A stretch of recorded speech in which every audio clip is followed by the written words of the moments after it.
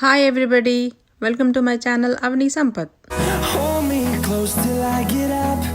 Time is barely on our side. I don't wanna waste what's left. The storms we chase are leading us, and love is all we'll ever trust. Yeah, no, I don't wanna waste what's left. And on we'll go, through the wastelands, through the highways, till my shadow turns to sun rays. And on we'll go. ఈ రోజు వీడియోలో మనము mixed lintels and ఓట్స్తో dosa ఎలా చేయాలో చూద్దాము.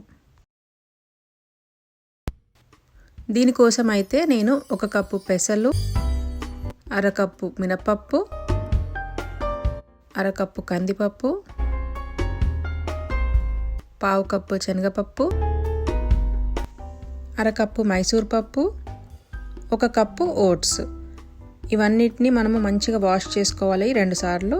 దాని తర్వాత దాంట్లో తగినన్ని నీళ్లు పోసుకొని 6 గంటల పాటు నానబెట్టుకోవాలి, లేదంటే ఓవర్ నైట్ కూడా నానబెట్టుకోవచ్చు. నేను ఇక్కడ పెసలు తీసుకున్నాను కాబట్టి పెసరపప్పు అనేది వాడలేదు, మీకు కావాలంటే అది కూడా వేసుకోవచ్చు. నేను ఇక్కడ 6 గంటల పాటు ఈ పప్పులన్నిటిని నానబెట్టాను. 6 గంటల తర్వాత మూత తీసి చూస్తే పప్పులన్నీ బాగా నానిపోయినాయి. ఇప్పుడు పప్పులన్నిటిని మనం మిక్సీ జార్లో వేసుకోవాలి. దాంట్లో కొంచెం అల్లము, తగినన్ని పచ్చిమిరపకాయలు, జీలకర్ర, కొంచెం ఉప్పు వేసుకొని కొంచెం వాటర్ కూడా వేసుకొని దోశ పిండిలాగా గ్రైండ్ చేసుకోవాలి. ఈ పిండిని మనం వెంటనే దోశలు వేసుకోవచ్చు, ఫర్మెంటేషన్ అనేది దీనికి అవసరం లేదు.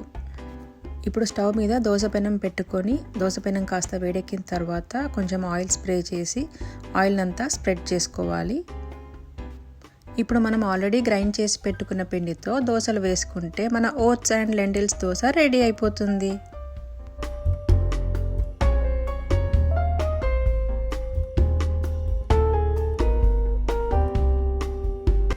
ఇది protein and fibre rich dosa కాబట్టి చాలా హెల్దీ ఫుడ్. మనం ఇది బ్రేక్ఫాస్ట్లో కానీ, లంచ్లో కానీ, డిన్నర్లో కానీ ఎలాగైనా తినొచ్చు. సో ఫ్రెండ్స్, చూసారు కదండి లెంటిల్స్ అండ్ ఓట్స్ దోశ.